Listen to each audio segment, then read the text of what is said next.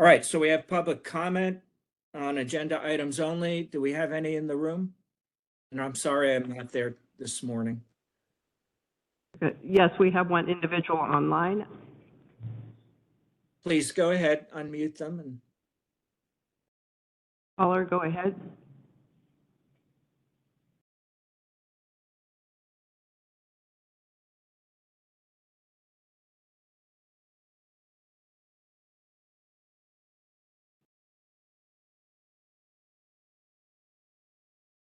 They're not responding, Council.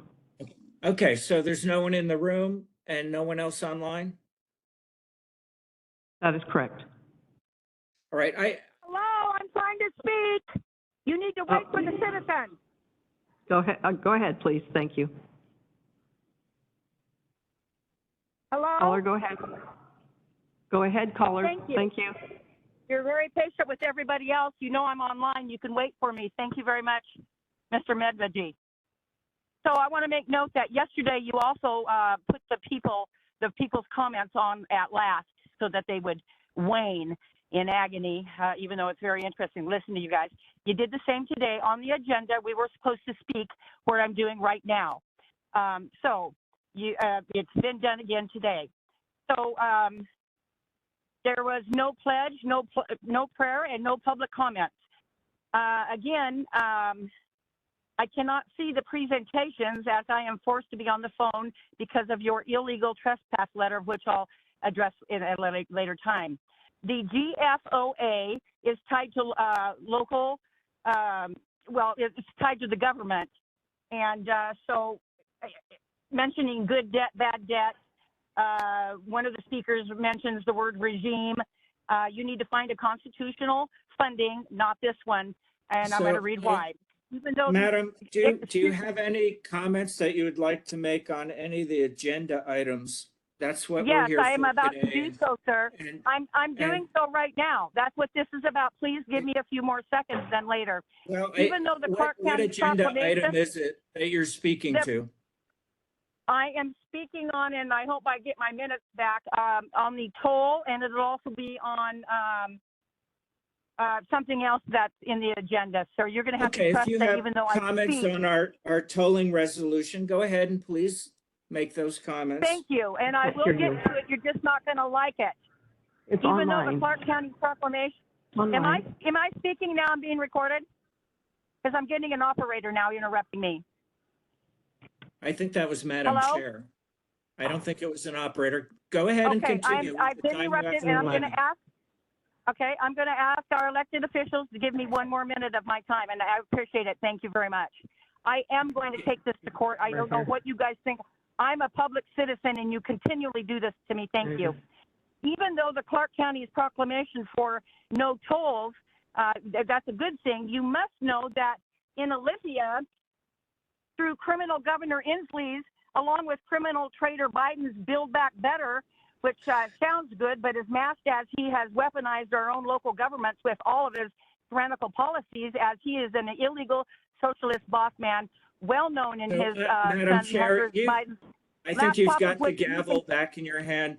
This caller is not addressing any agenda item. Yes, I am back on the call, and your time has concluded, ma'am, because you are not addressing the agenda. Are there others who wish to speak at this time, staff? No, Chair, we don't have any others. Thank you.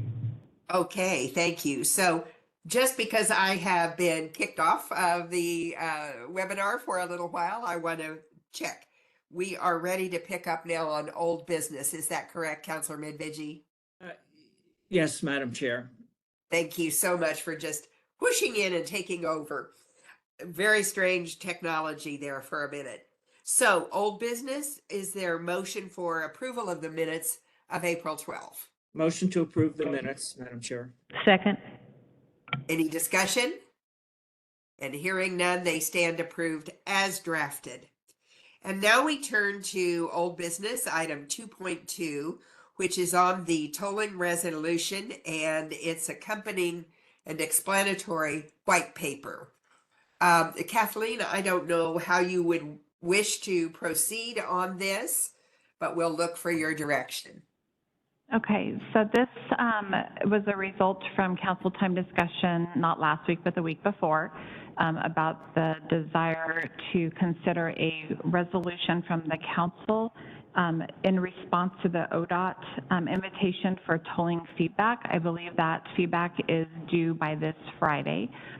So the chair did write a white paper here that is on, or was just on the screen, and then from that paper and from a prior resolution that council approved, a draft resolution was drafted for your consideration. So I think at this time, Chair, if you have any other details you want to provide or, sorry, or if That's you okay. have feedback on the resolution, we can take note of that, and then we'll be looking for council's direction if you would like to submit this for the feedback on Friday. I would just mention that the white paper was posted by staff, thank you very much, since Friday. And I have not received feedback from others on that. So I have nothing to contribute externally on that. However, if there are comments from council, obviously that is very welcome.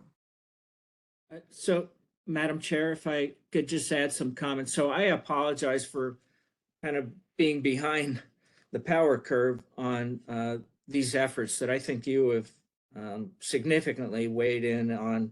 I don't know what other councilors may have helped contribute. But here, so one, I want to see it published.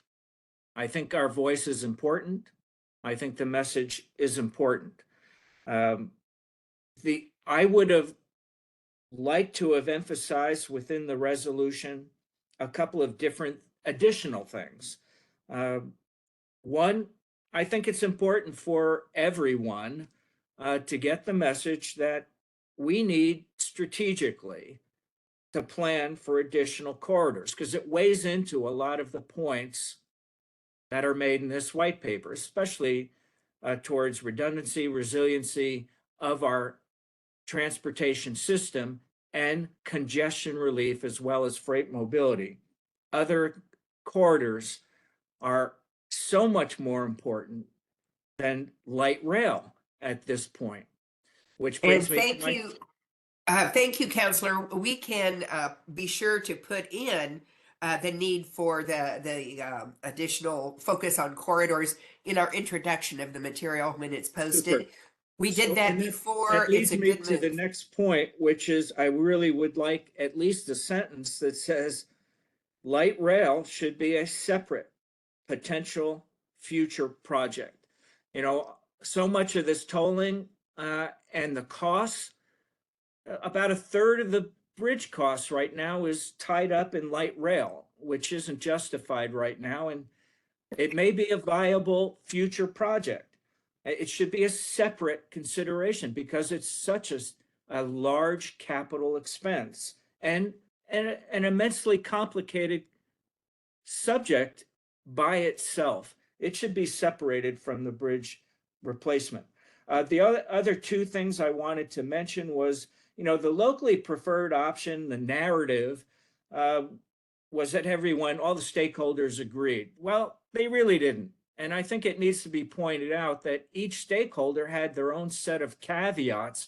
Hey, we agree, but all those buts haven't been resolved.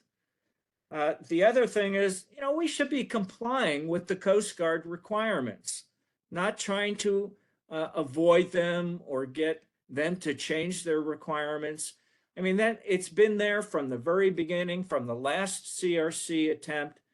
You know, the Columbia River corridor was there long before Portland and Vancouver evolved.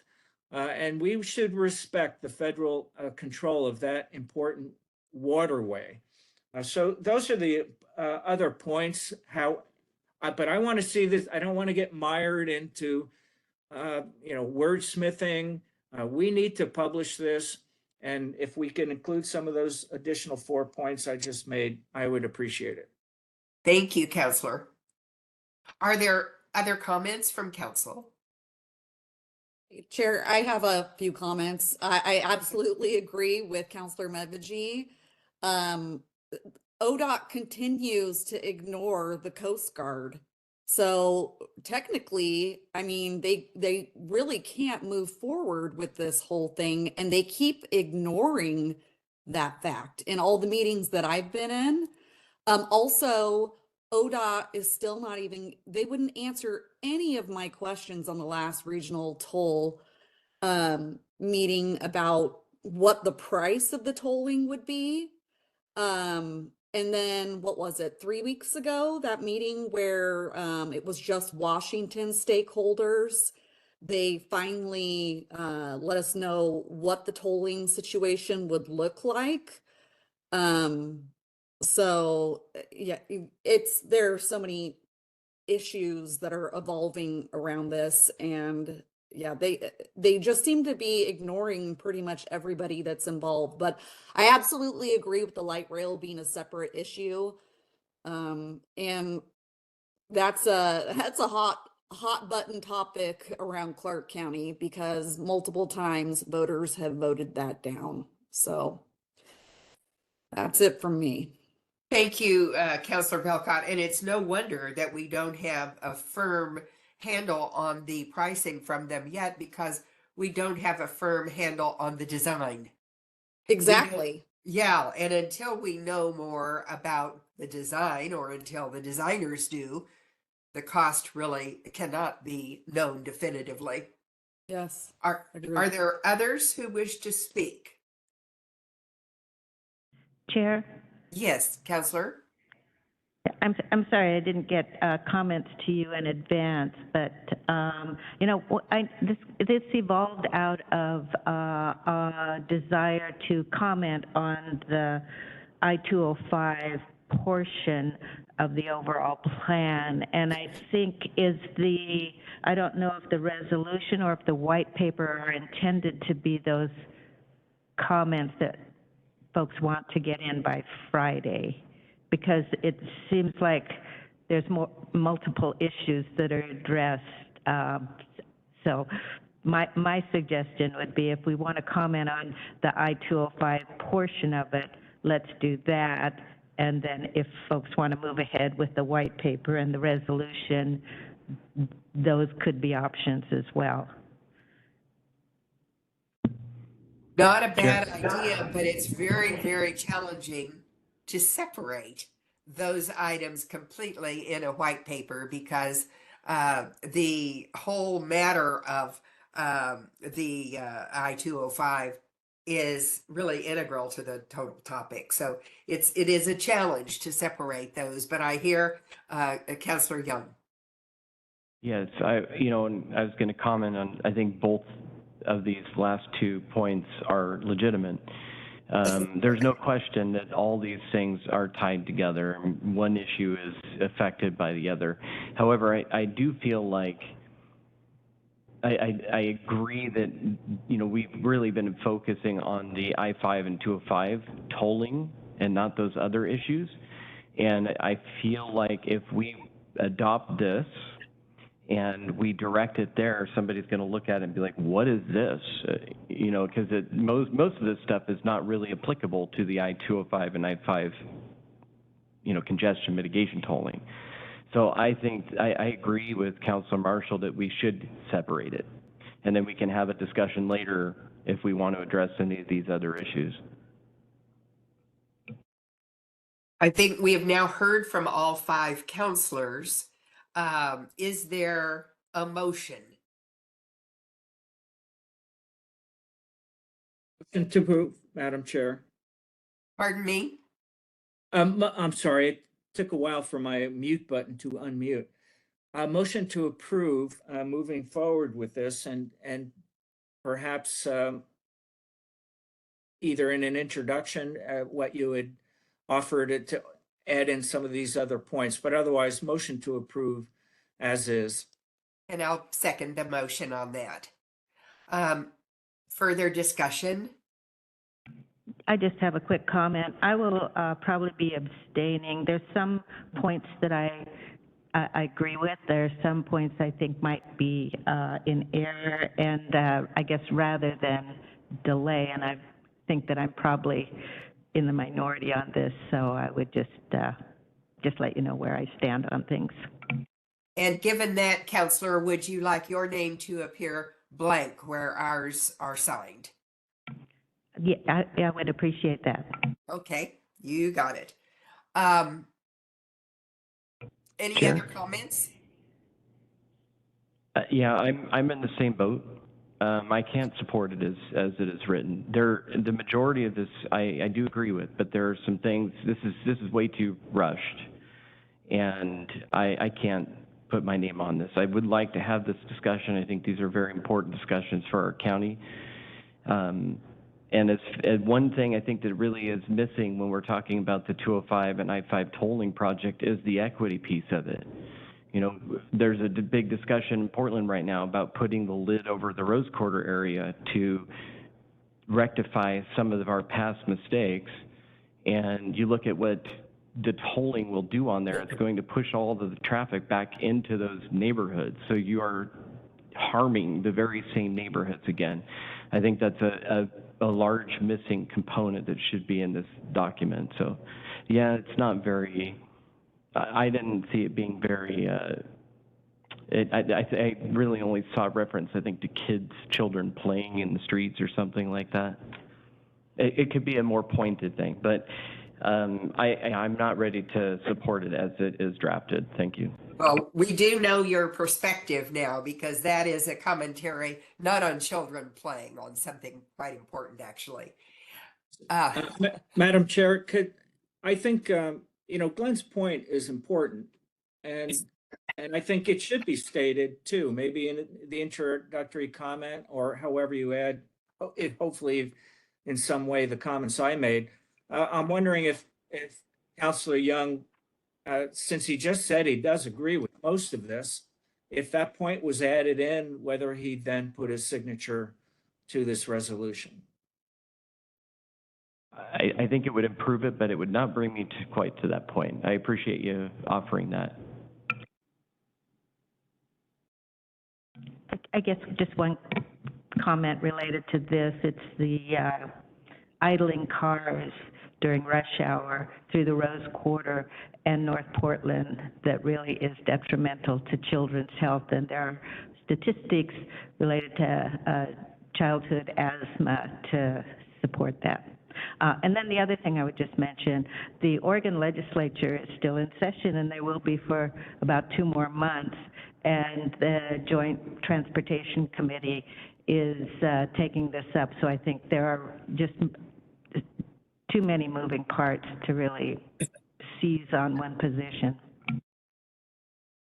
And Madam Chair, I do want to, that's an important point as well. And I'm hopeful that, because I heard from the Oregon governor by reading the paper, that she's balking at some of the unlimited capital expenditures that the Bi-State Bridge Authority is coming up with. Hopefully they'll cap it. And if they do cap it at some reasonable amount, that will just pay for that middle portion that Greg Johnson's talking about, the bridge itself, eliminate light rail from right now. I mean, there is some hope, and that makes our voice so much more important if anyone on the Oregon side would echo it, that the county council is against this freewheeling project that's driving costs up. So I'm hopeful that between the governor and the legislature in Oregon, that they do kind of shrink and compartmentalize this somewhat out of control project at this point. Anyway, it's disappointing that 2 councilors are going to abstain, but I think I'm ready to vote. Very good. Would all those in favor of, what is the resolution number?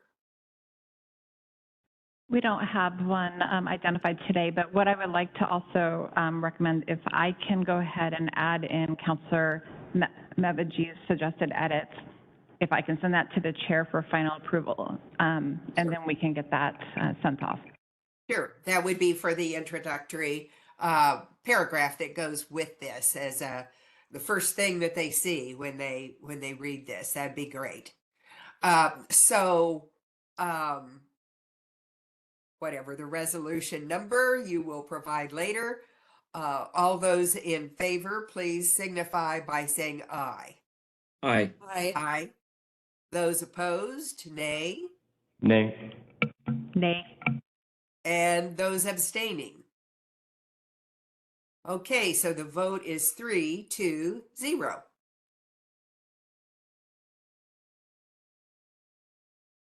And therefore the it just motion passes. Clarify I'm for sorry? for the record, it's 3-2, just for minutes purposes. Yes, it is. Thank you. And on this, even though it is related to the I-5, there doesn't need to be a voice vote taken, does there, Kathleen? No. Okay, very good. So we're ready to proceed, and the vote was 3-2 with no abstaining. So now we turn to new business, a proclamation request from the WSU Extension Master Gardeners. Yes, so they are requesting a proclamation for their 50th anniversary in Clark County, and they are asking for this to be signed and presented to them on June 6th of this year. And I like both that have been proposed. They're somewhat brief and to the point, and I support this proclamation. I concur. And does a third? I concur as well. I'll be the third. Okay, we've got our 4 right now, so that's very good. And Chair, Yes, if I would request, I am a master gardener, and if I could present this, I'd appreciate that. of course. I'll put you on the list right now. Thank you.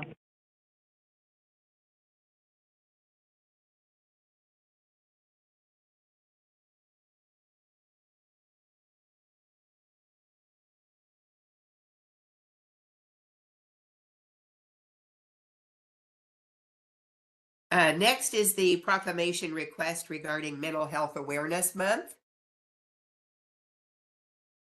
Likewise, they have my full support in publishing this.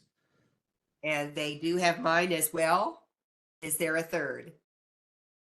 As well, Here, too. I don't feel that I need to recuse myself. However, I would like to disclose that I am on the executive board of NAMI Southwest Washington. But I do think this is a great document, and like Councilor Marshall mentioned just a minute ago, I would appreciate as well the opportunity to introduce this proclamation, if possible.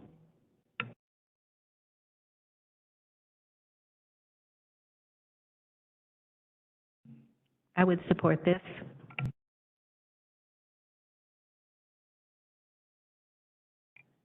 Chair, you're muted.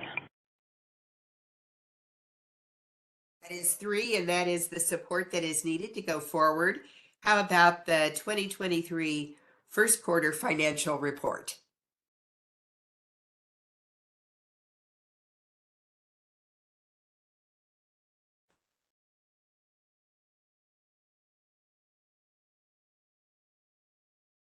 Who is presenting this, Kathleen? Mark Gasway is, as soon as he unmutes himself. All right. Thank you for that introduction. Chair, Madam Chair, you're not the only one that has mute buttons.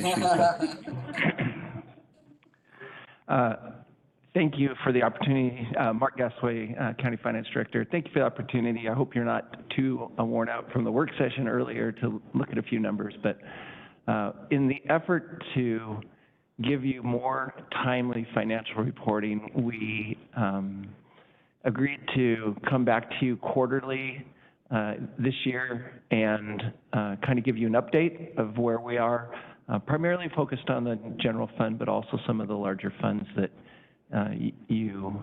that we follow. So I wanted to, I think it's 3 weeks, just 3 weeks after the end of the quarter, less than 3 weeks. So we feel that's pretty timely for government. So I wanted to give you an opportunity to look at where we're at through the first quarter. This first section highlights where we're at with the revenues in the general fund. Point out just a couple of highlights here. You can see by the percentages that we have, property tax, again, not that property tax in the first quarter is a major receiving time. We typically receive that in April and May. So that percentage, although it says a -7, is really kind of not indicative of really where we'll be at for property tax. The one item that I did want to mention is that sales tax. You can see that it's still up 3%. And I worry because you hear so much out in the news about the economy and what's happening in the economy with, consumer sentiment and these different things. We're very localized here in Clark County. And so when I hear those things, I want to look and see, well, is that happening here in Clark County? And as you can see, we're still growing. Our sales tax still has a positive 3% growth. As you know, for budgeting purposes, we use a long-term percentage growth, which is about 4%, so we're very close to that. So I have a lot of confidence that our sales tax will come in pretty close to where we forecast it for this year. And this can be a bit of a discussion. Clearly, this is not a work session, the council time, so feel free to interject as I'm going through these, as you might have questions. So you will see that there was on the other revenue quite a large increase, and I thought you might be interested in knowing what that was. At the end of 2022, there was a significant journal entry that we had to make to mark our investments to market. And what that means is that we take a temporary snapshot at where those investments are at, and we look at the market value, and we have to book that. So what happened at the end of the year, because a lot of those investments are in the process, they haven't come to full term yet, we actually took a write-down at the end of the year of about $5 million. Well, that entry gets reversed because we only actually do the realization when they come to full term. So in that other revenue, there's about $5 million that was reversed out of the write-down from the prior year. So that's why that looks so large, but really it's just a timing issue that we have with our accounting. So, Councilor Young. Yes, quick question.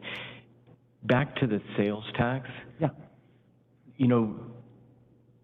And I don't know that we're in a recession. I know that there's talk about it, but the last recession, obviously our revenue went down, but I'm thinking one of the things that's different this time is the high inflation rate.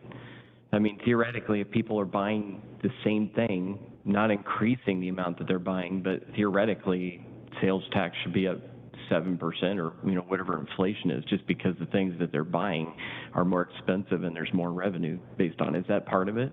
Absolutely. So, sales tax is based on the cost of a product.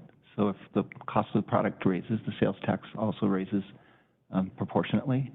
There's a lot of other factors as well involved, and a lot of those have to do with consumer sentiment. Right now, the consumer sentiment is kind of flat. It's not that it's taking a dive.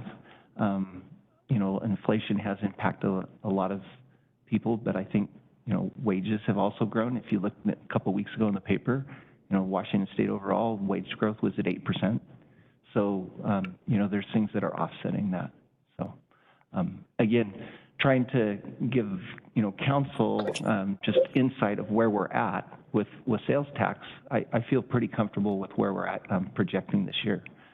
Even though out in the world, you hear a lot of different things, but locally here, we seem to be on track where it was budgeted. So. The next grouping down is looking at expenses, and as you would anticipate, through the first quarter of the year, we've spent about a quarter of our salaries and benefits, so that falls right in line with what our expectation is. So overall, I guess, looking at general fund, we're about where we expected to be at the end of the first quarter. There's nothing right now in our revenues or expenses that indicate we, won't come in where we've projected we would come in, so. Any thoughts or questions on the general fund? I know these are just kind of highlights. We're just kind of go over this real briefly, but I want to make sure that I'm not skipping past anything too quickly. Right. Just quickly, and maybe I missed this, was that 5 million you were talking about, does that show up in the other revenue? Yes. Okay. So what happens is, again, it gets booked at the end of 2022 because we have to mark to market at the time of our financial statement, which is December 31st. Then the next month, we reverse that because we haven't realized those gains. Those are unrealized losses at that point. So as those investments come to full term, we won't actually realize that loss. Does that make sense? I know it's. Yeah, I get that. I just wasn't sure if that was where it was showing up. Yes, in the other revenue. it's in that other revenue, correct. Thanks. Any other questions before we flip over the page? Again, trying to keep these quarterlies, kind of brief. There's 2 pages. But anytime there's a particular fund or something that you would like to have more information on a quarterly basis, we could expand this quarterly report to include that.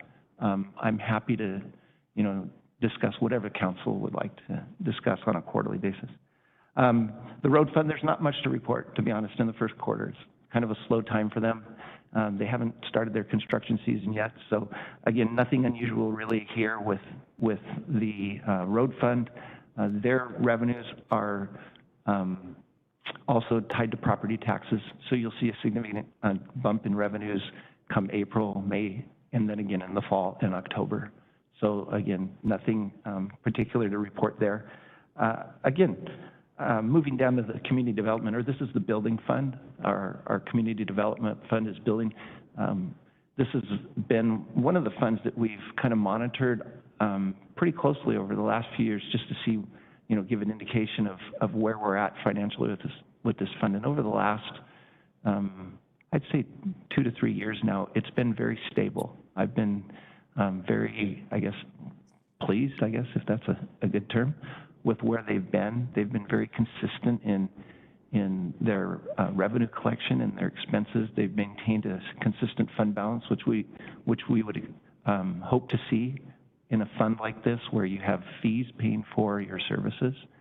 We have a component in this fund that's funded by the general fund, and we try and keep that to a reasonable amount. That's our land use review section and our wetlands and habitat sections. And again, those services, the fees that are generated from those services don't necessarily pay for all the expenses incurred. So we send a general fund subsidy over each year. Last year it was, I'm trying to remember, it was just 600,000 or 700,000. And then if you look at here, we're estimating the transfer, we're on pace right now for a transfer of about 363,000. So some of those services are revenues and expenses are getting closer. So. Was that the total amount for the year? Because I always thought it was about $1 million. Last year it was actually under $1 million. It's been less than it has been. You're right, it has been about $1 million. But last year it was actually under $1 million for 2022. Yeah, and I know staff is also reviewing the fee structure, because I believe these fees have not been updated in many, many years. So when that review is done, we'll bring it back to council to start that discussion to see what makes sense moving forward. So the bar graph represents the fees collected in all these different. I'm sorry. So the bar graph that's in community development, that represents the fees that are collected? Yes, those are the revenues. Yes. As you can see, the building revenue on the far left, the darkest green, I guess it is, that's the building division. And then the other 3 divisions, you have land use review, which is always a little bit negative because, again, the fees don't quite pay for the amount. Although the revenues are positive, it just doesn't quite pay for everything that's in there. Real quick, Mark, and I don't know if you know this offhand, but when we talk about they're generally, looking at updating fees to make sure that it's self-sustaining, but we have a few categories in here. Do you know where we're kind of leaking the most? Well, yeah, land use review and wetlands and habitat. Those 2 areas in particular, don't pay for the expense that we incur. The other, the building, it does. Again, it's very complicated. They use a building code that we use to extend to the projects, the permits that are issued, and then we retain fund balance because it takes 6 to 12 months, a lot of times, or longer, to actually perform those services. So that's retained in our fund balance. Development engineering has their own structure, their own fee structure, and so those are charged, and you can see that's the light green, or the third bar over. That's the development engineering section. They, again, also have future work that they do with those permits, so we do retain a fund balance, and both of those have been pretty steady over the last few years, which has been a good trend. So Great, thank you. I would just say I think it's timely to take a look at those fees because related to affordable housing and the cost of the fees to build, there could be opportunities to incent for affordable housing. So I'd like that. It'd be great to look at that as well. Madam? any other Madam questions Chair. on this section? Go ahead, Counselor. So it's kind of like dealing with air traffic control, just trying to get in broadcasts in between people just blurting out stuff. So Mark, you kind of invited additional reporting, and I see in the next category, the American Rescue Plan grant. I appreciate that you put community development here, but I'm very concerned and interested in our community services. And the particular area that I would like reporting on, and it kind of is highlighted in your next reporting category. We had, prior to the pandemic, we were spending, and I'm just going to use rough numbers, about 10 million on our homeless programs.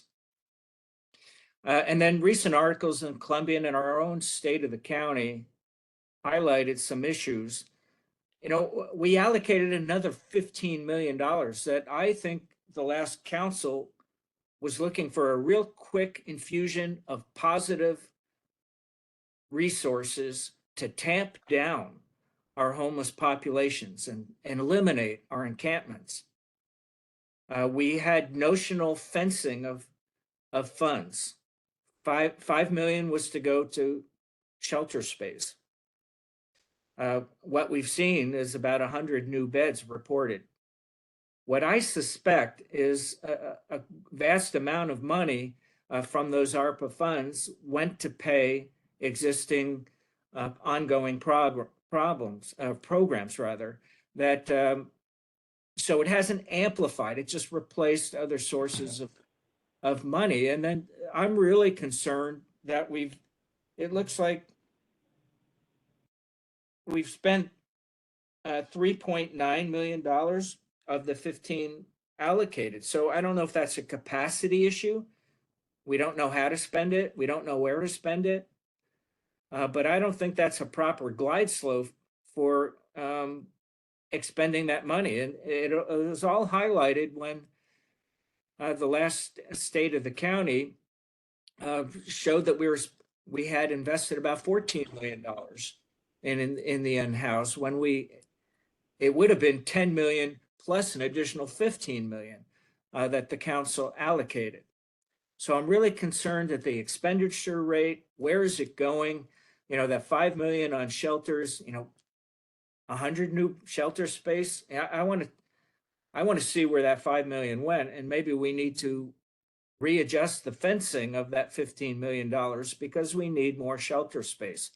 So I'd really be interested in the money trail here and how we're doing since we allocated that $15+ million additional money to try to solve the homeless situation. Okay, I made a note of that, and for the second quarter, when I come back, I'll have a detail on what that program has spent and what they're anticipating to their plan for it. Does that sound what you're asking for? Okay. Yeah, I think it'll highlight what we need to do as policymakers, and maybe we need to adjust the fencing, maybe we need to invest in another person to administer those funds, or be creative in how we expend them. Or if we can't expend them, if we don't have the capacity, I would posit to the county council that perhaps we need to reallocate that money to some other purpose, if it's just going to sit there. And we do regularly, and I know we did this at the end of the year in preparation of this report, we go back to these awardees or even internal departments and ask them how they're doing on their spending. If they have said, well, there's part of the approved spending that we've received that we're not going to do, we pull that back. So unless council has approved the spending specifically in categories, they're not allowed to spend it. We have to make sure that it's spent for whatever council has approved. So you'll see, for example, in this particular report, and we're moving on to ARPA, if no one caught that, we've moved on to ARPA. In this particular report, the public health response, actually, the committed amount is decreased by about $1 million because they indicated us there were certain elements of the request that they initially made and were awarded that they would not be spending. So that money has come back to be reallocated based on council's preferences. So anytime we get that information, it comes back and it goes back in the pool. So I was just going to say real quick that I would be supportive of it. I think that's a good thing for us to look at as a council, and maybe even consider a work session and not just an update. on the ARPA program or individual aspects of it? I kind of the whole community services area, everything, because to me, ARPA is a piece of it, but the whole thing I would be interested in looking at. I would just, I guess, echo that. And I think beyond the financial aspect of it, it would be helpful to have program staff, maybe Michael Torres, come and talk about the strategies, and it might be worthy of a work session to do that. Okay. Let me make a couple of, since we're looking at the ARPA summary right now, let me make a couple, point out a couple things. One area that I wanted you to be aware of, if you look the second line from the bottom, it says revenue recovery.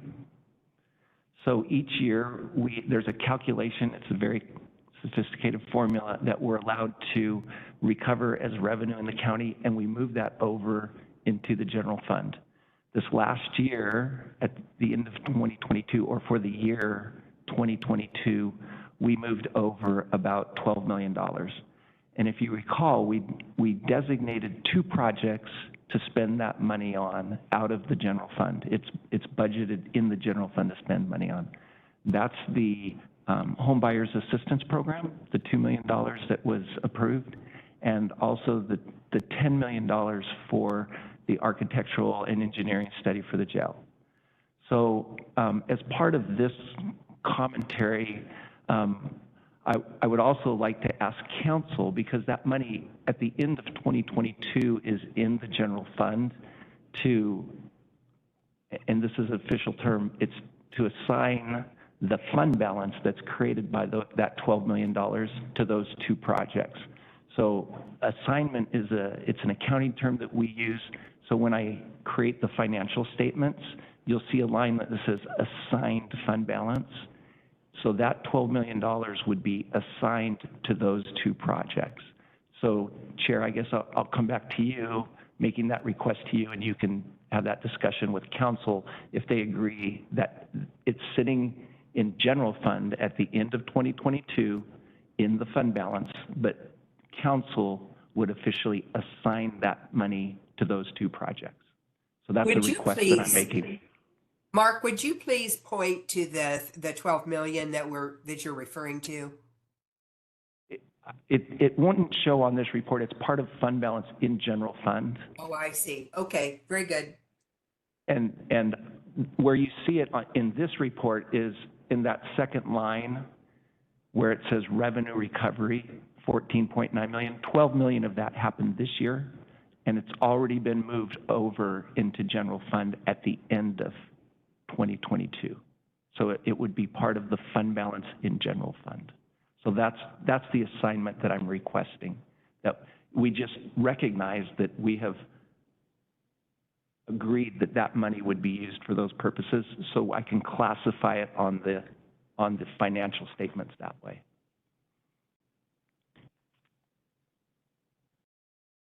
Mark, I've got a quick question for you. Yes, go ahead.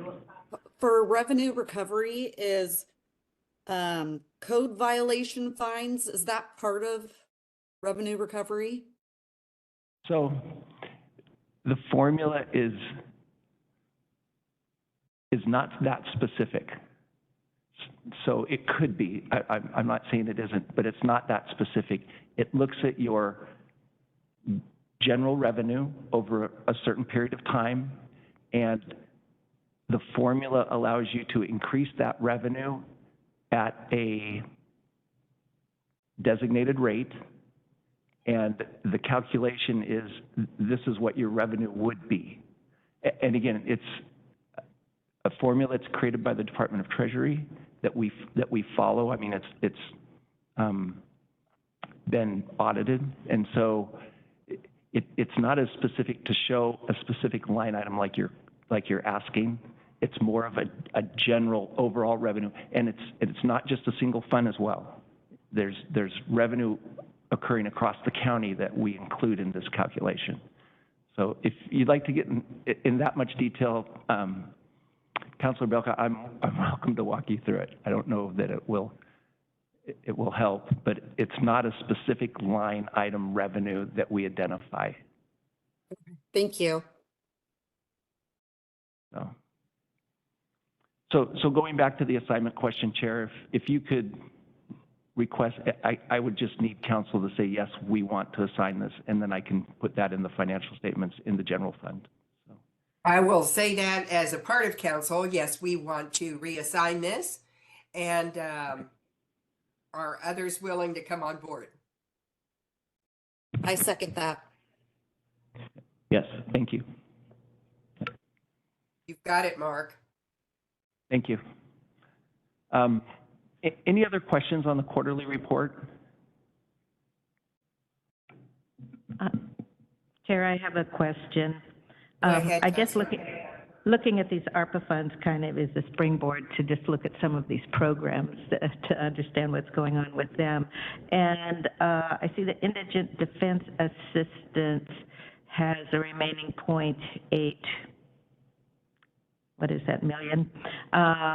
We recently received a letter from someone concerned about, I know there's an indigent defense plan that's in the works, and that there are indigent defense contracts over 100,000 that haven't come before us yet. And what was the last point here? Oh, and the hiring of the Indigent Defense Program coordinator position. So I just wonder about the status of those, and I'm not sure exactly what this fund was intended to provide. That, Mark? Yeah. Go ahead. So, Councilor Marshall, I just want to talk, that's a completely separate issue on what the ARPA funds were assigned for. So the ARPA funds that were assigned to Indigent Defense was for the backlog for COVID. So to be able to assign dollars, to be able to address the backlog that occurred. And it's, yeah, with the temporary employment. So there's leftover in the fund due to the fact that a lot of those cases have not come forward all the way yet. So we apply those as they're coming through the pipeline. As far as Ms. Carroll's comments, I'll address those by email. There's a couple of pieces I want to point out to her that are not quite accurate in her statement. So I will address those by email. Thanks very much. And Councilor, I just wanted to add one more thing. As the state was distributing funding that they had received, some of that funding actually came to the county for indigent defense purposes. So we have kind of, yeah, there's two pots of money. It's all federal funding, but we've maximized what came in from the state first before we use our local funding. So it's, you know, there's still time because we still have up until 2026 to spend this on indigent defense or whatever purpose that we have.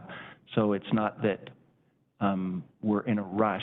We want to make sure we're using it as the council has indicated. So. Just one more point on that, Councilor Marshall. In just like the public health, if we see the backlog as we're assessing is not needed, so then that we would look at giving that money back. So it's in indigent defense, it's such a fluid process because the court process takes a little bit longer for us to assess, but that's another aspect that we look at, as Mark mentioned, with the public health funds as well.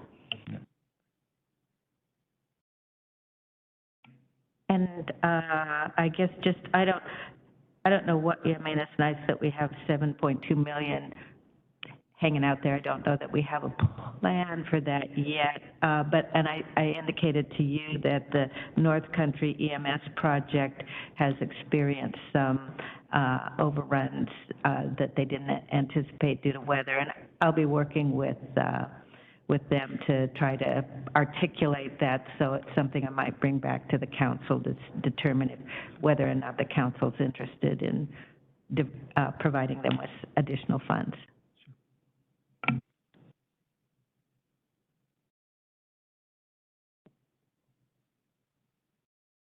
Chair, could I just have one other comment that's kind of related to the quarterly where we're at, but it's actually our wrapping up our financial statements for 2022.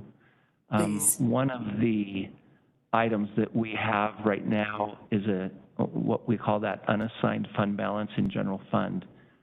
As we go into this spring supplemental, there's one of the things that we did not do is include certain capital expenditures, right?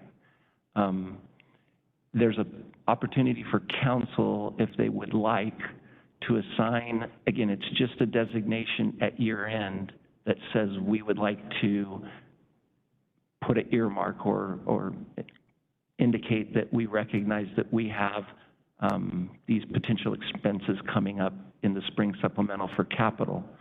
Right now, there's about 33 million in unassigned fund balance, and if the council would like to assign an amount that would go towards those capital expenditures, we could do that as well. And basically, it just shifts the line from unassigned to assigned, meaning that our intention is to use it for these things.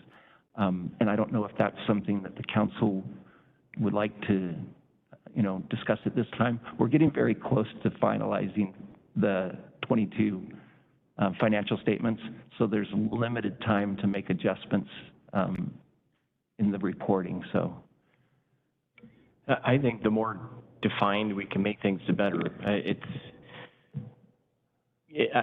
easier to look at things and see, well, what's assigned and what's not assigned, and what have we already delegated things to. So I'd be supportive of that if that's helpful.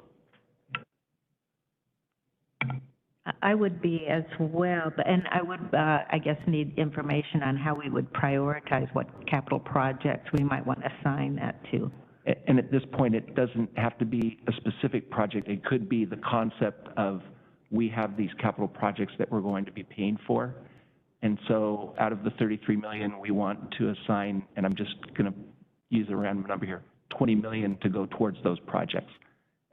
The council can really determine whatever amount within that 0 to 33 million range that they would want to assign. And again, it just earmarks it. It's just telling the public, we know we have these expenditures coming up. We would like to earmark this portion of that for these future expenditures. Right, and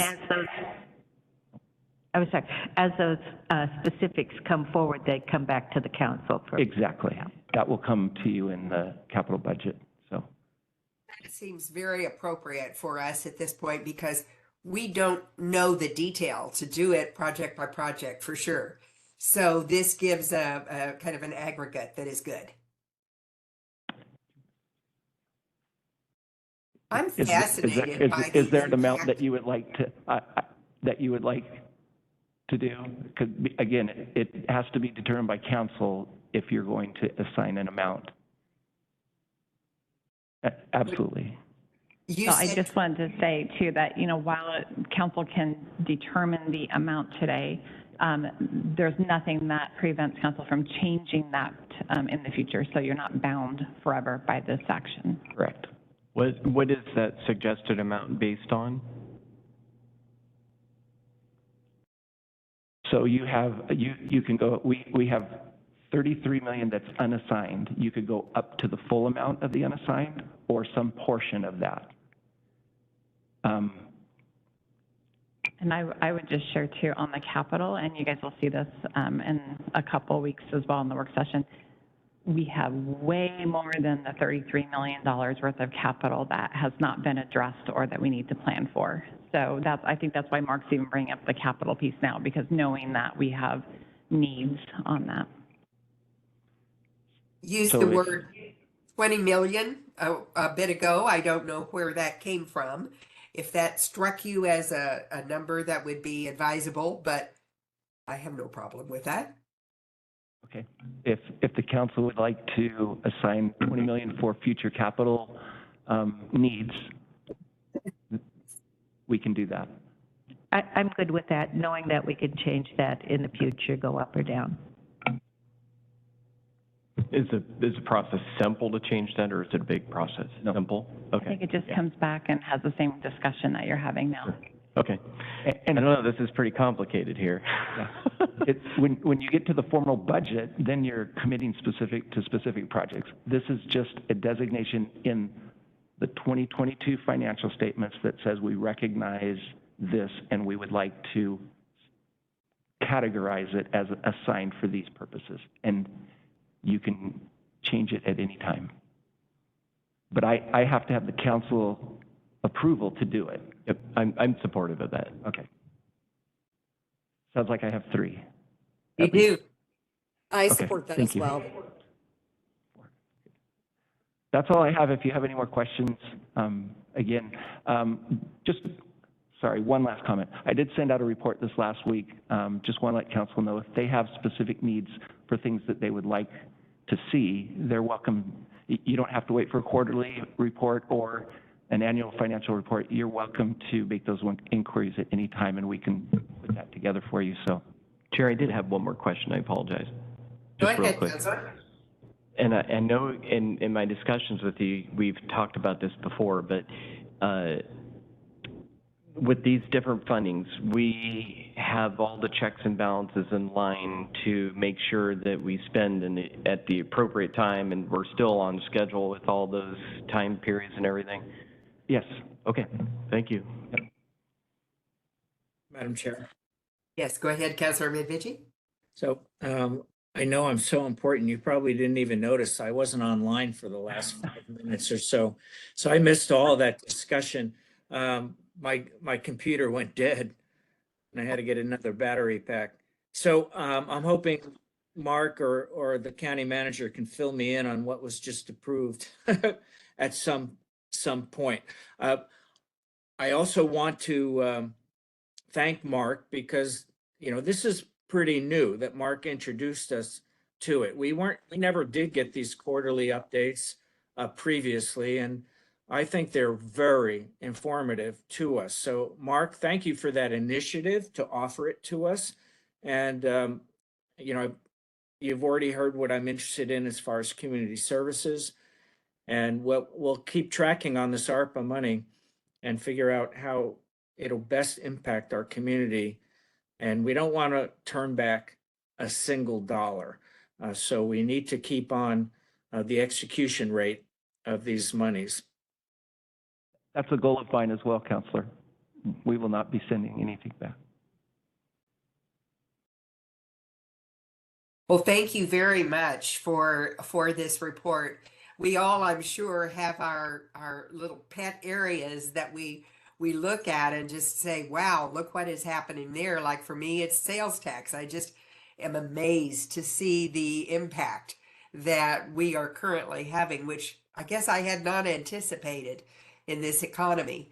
But you're making it come alive for us, Mark, and thank you for what you're doing. It's very informative.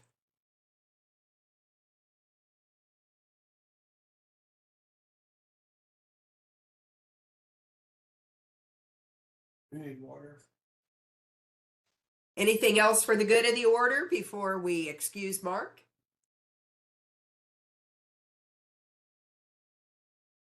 Okay, thank you very much, sir.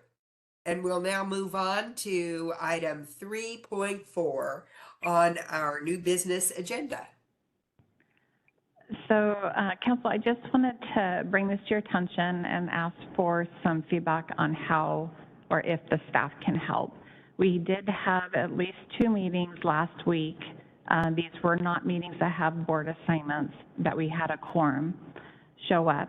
And so somebody had to leave both meetings. And I know some counselors are also attending other meetings that there are board assignments as well. So I just want to see if there's anything that we can do to help assist in that so that we don't inadvertently have a quorum at a commission advisory meeting where, you know, that there's a coordinated effort on who needs to go or who wants to go or any of that. So I'm open to your guys' ideas. I wanted to bring this to everybody's attention to see how we can help. I'm sorry, I didn't understand the issue. We didn't have a quorum, or we had a No, quorum we at a did. meeting we didn't know we were going to Yeah. have a quorum? So there were 2 meetings last week. One was the Parks Advisory Board meeting, I believe, and the other one was DEEB, where we had 3 counselors that went, which then creates a quorum issue. And so that's, and I know one counselor had let us know that they were going to be attending, and we weren't aware necessarily of the other 2. So for that purpose only, because it does, you know, I know staff was reaching out to me, like, what do we do? What do we do? And I know a counselor in both situations just immediately dropped off to avoid that. So just wanted to open it up to see if there's a way that we can help facilitate any either commissions, meetings, or ones with board assignments that counselors may not be on but are participating or want to participate, to ensure that we don't have that situation. Real quick, if I Madam may. Chair. Oh, Someone is speaking. I think it's Councilor Young. Councilor Medved did follow the correct policy there, so I'm perfectly willing to let him go first on this. I didn't All right, ask so permission. here's my, so I wasn't part and parcel to either of those offended meetings. But I did participate in a port, one of the port meetings that I helped set up. And I was concerned about their having 3 port commissioners at a meeting I was trying to set up. And, you know, so their CEO advised me that, hey, no worries, we'll take care of it. We just need to announce ahead of time. So Kathleen, I think what you've done is by highlighting it, I know we have 3 new counselors that probably just aren't aware of this or as sensitive to it as they need to be. I mean, I think that's the message. If you want to go to a meeting, let Kathleen know, or Amber, or some other designated person, so the proper arrangements can be made, so we don't inadvertently have a quorum, which has popped up from time to time. And again, so the 3 new counselors need to be a little bit more sensitive to the public meeting rules. I don't think we need to do anything more than that. Chair? Yes, go ahead. Thank you.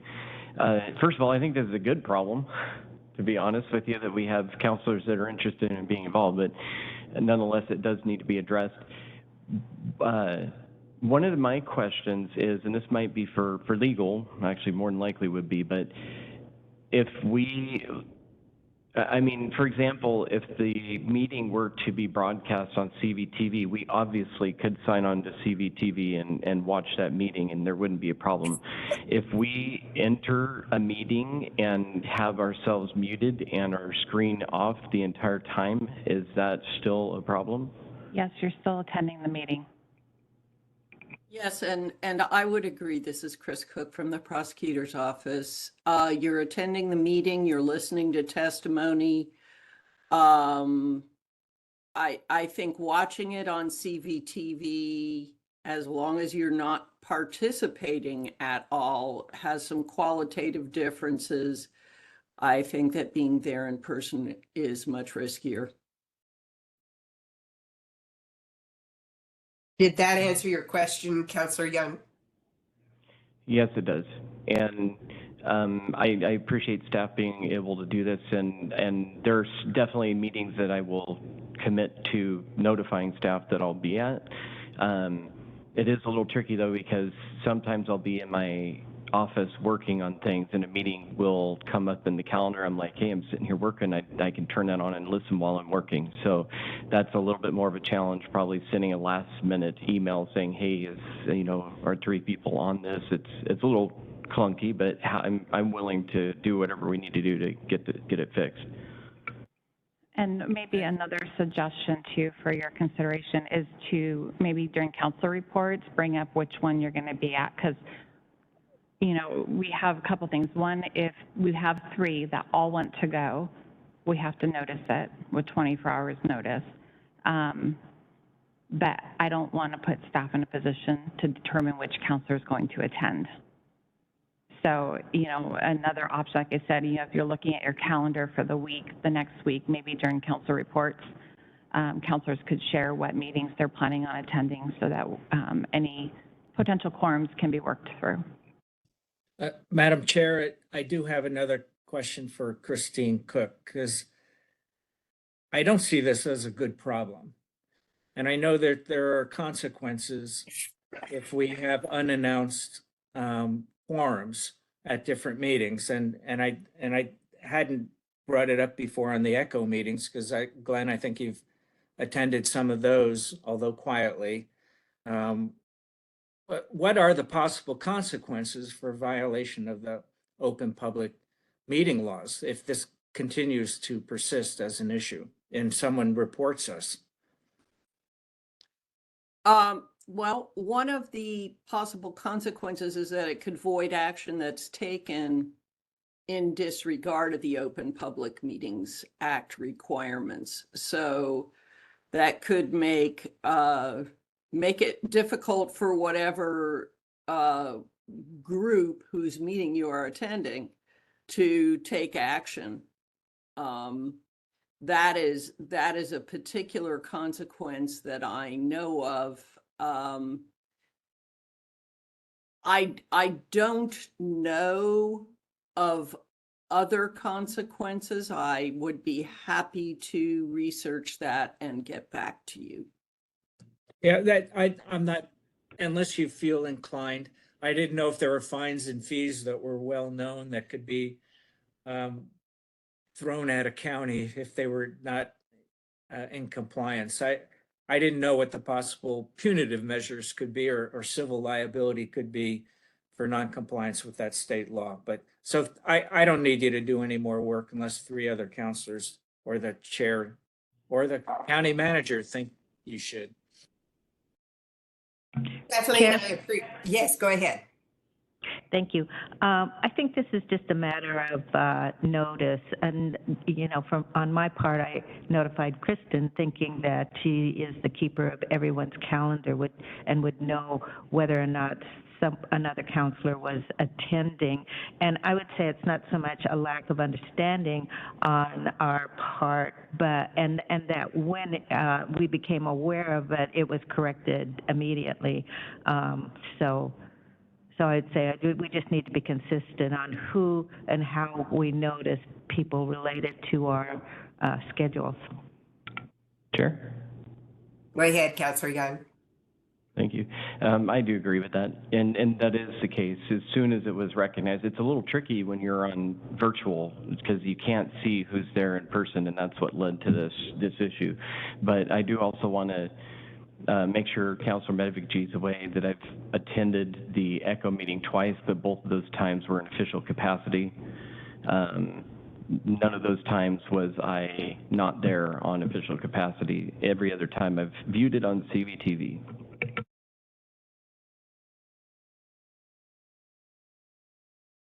Do you care to comment, Counselor? I don't know what that means. And if Michelle and I were both on and Glenn was on, then there were three, then we had a quorum and we didn't know about it ahead of time. So I'm not sure what he meant by that.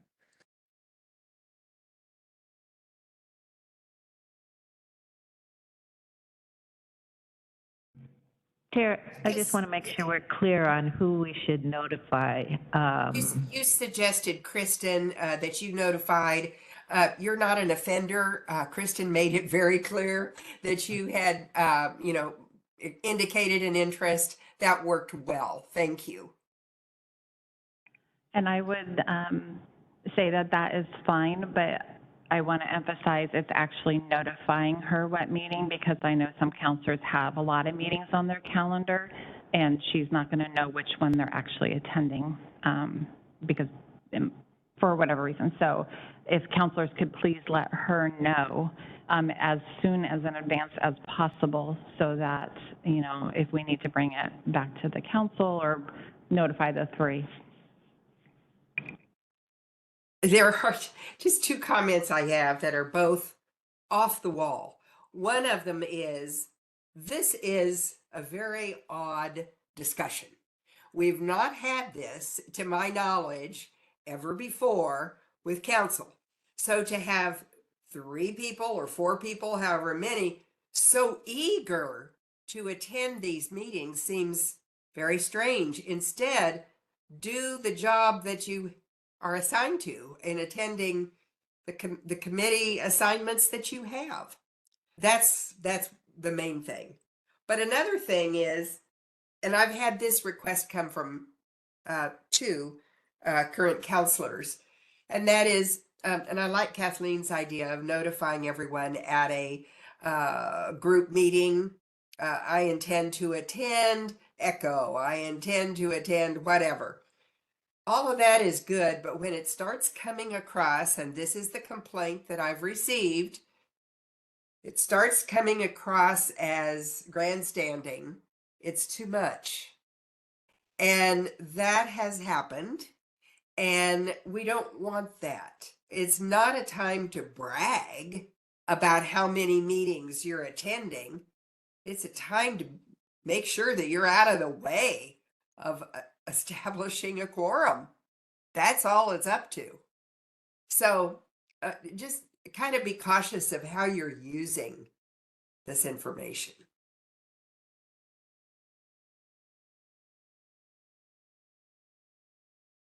Madam Chair?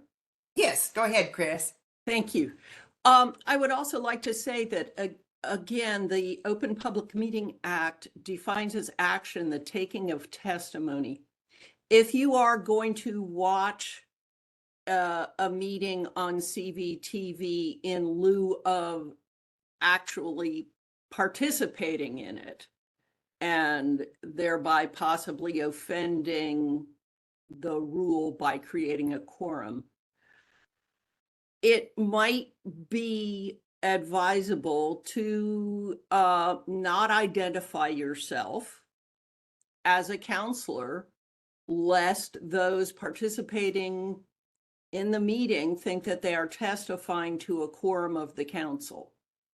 I know that's a little convoluted, and I haven't researched that, but there's something about having a quorum of counselors identified as being attendees at the meeting that makes me nervous. Thank you. Thank you, Chris. And Kathleen, have we discussed this enough? I think so. Just want to make sure, are we going to try to start with counselors communicating with Kristen? Or do we want to add this as part of your counselor reports? Kristen is quite efficient with this, and it's quiet. I would say to start with Kristen would be my preference. Okay, we'll go ahead and do the rest of the council agree? Sorry, I want to. I guess Yeah, I would fine. I just attempt to think we do need both. Knock it off and pay attention to the rules, number one. But yeah, let's notify Kristen. And we all agree to go by the rules, but we don't have rules on this, so we're kind of establishing them right now, so we'll The do it state well. has, it's a public meeting law. I mean, Yeah. that's the rule I was referring to. Okay, Okay. So we're I- finished with that topic then, Kathleen? Yes, if there is, so yes, so counselors, please notify Kristen if you're planning on attending a meeting in which that you are not assigned to their board based on your guys' decision. If we find that we're hitting quorums, even with that communication, I'll bring it back to council. Thank you for bringing this up, because it's something we need to control for. Counselor reports. Chair? Yes. Thank you. This Monday evening, I'll be attending the North Fork Neighborhood Association meeting, just to let folks know that's going to be happening. And as I'm able to, I do attend neighborhood association meetings in my district.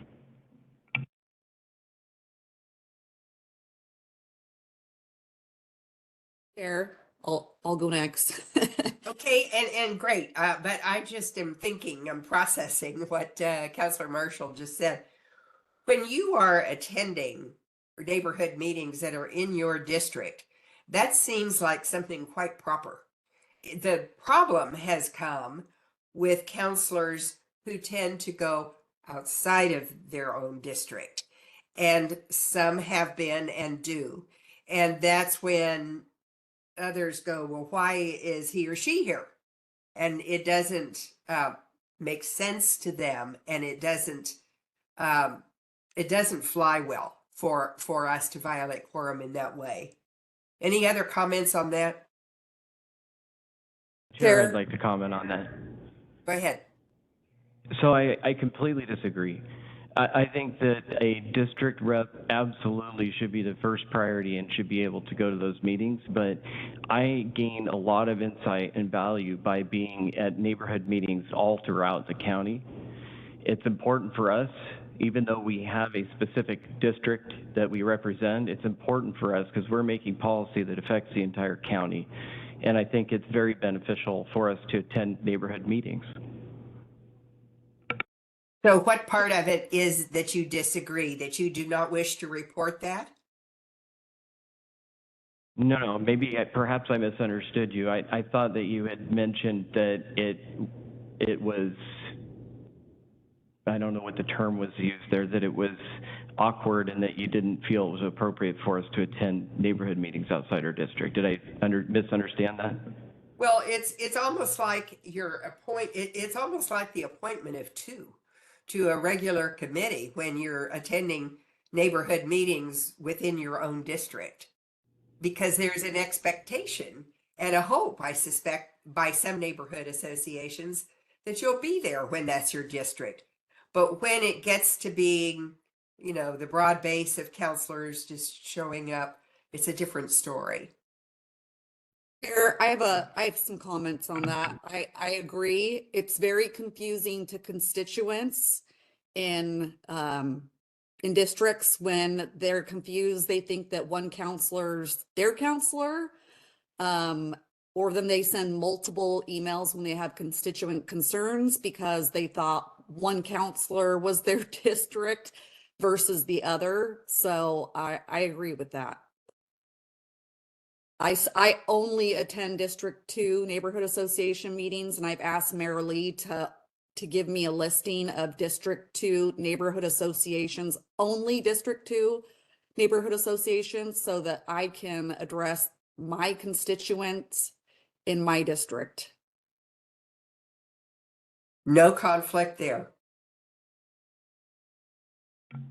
Chair? Yes.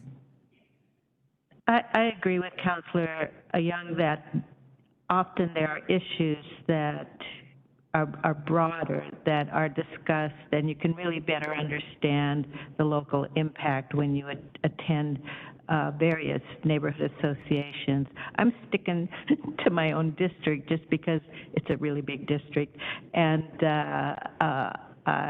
it would be the exception that I would attend another neighborhood association meeting. But I did tour the proposed Knife River cement plant. I was invited to do that, and that was informative to actually be there and see that on the ground. And that's not in my district, so I don't know. I think I think if a counselor feels that they can be informed, if they're not violating any open meeting laws, if people are aware, and make it clear who the particular counselor is that represents the area, I think it's all part of gathering information that we need to make good decisions.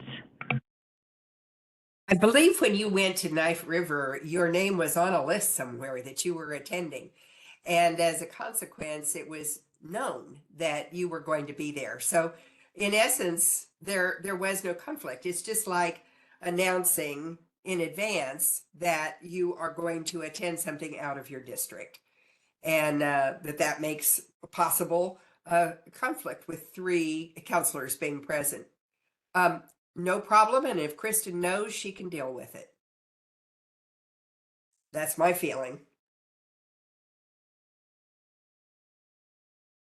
Any other comments on that?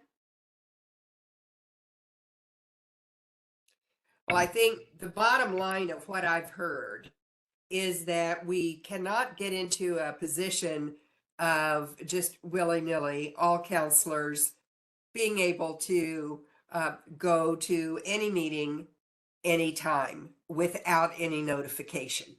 But that if they're going to be attending meetings outside our neighborhood association meetings outside of their own district, that they tell Kristen. Is that acceptable? Sorry, Chair, I missed that very last word that you said.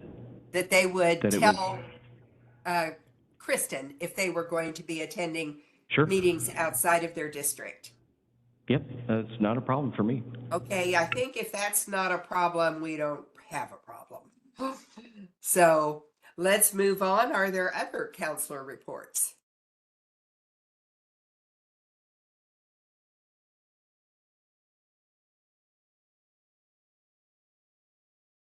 Hearing none, how about work session requests?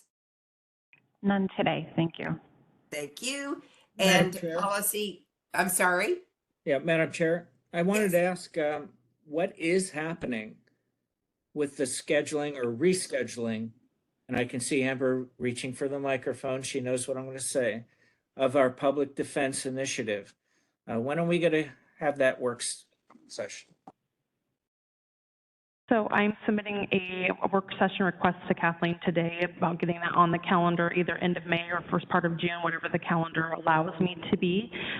In the meantime, we're looking at an HR process for the indigent defense manager being reclassed in that time frame, so we can get that posted, because that's kind of a parallel to the overall policy direction I'll be asking from the council as far as budget and FTEs going forward of what our philosophy will be in our county. So I am submitting that today, so look for that on the next council meeting for date. Thank you. Thank you. And are there other work session related requests from counselors? Okay, how about policy issues?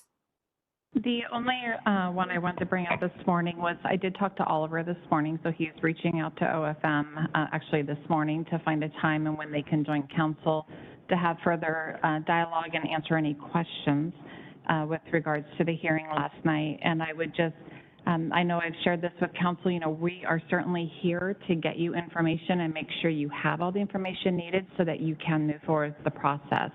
And so my request continues to be, even because we have a lot of hearings that are going to come up with this process, that if there's questions ahead of time, let us know. If you want, an agency like OFM coming, let us know ahead of time so we can try to get all that resolved prior to the hearing so that we're not in a position of having to continue hearings in the future, just to make sure we're meeting our mandatory deadlines.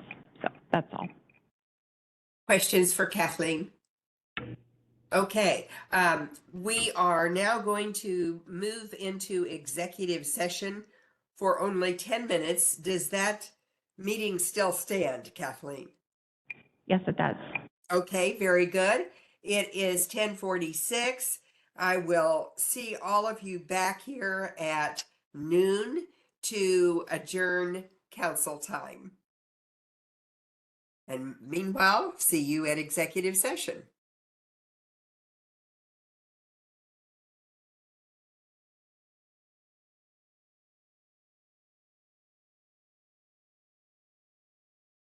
Chair Bowerman has asked to announce that the executive session will be extended for an additional 5 minutes, and open session will reconvene at 12:05 p.m. Thank you.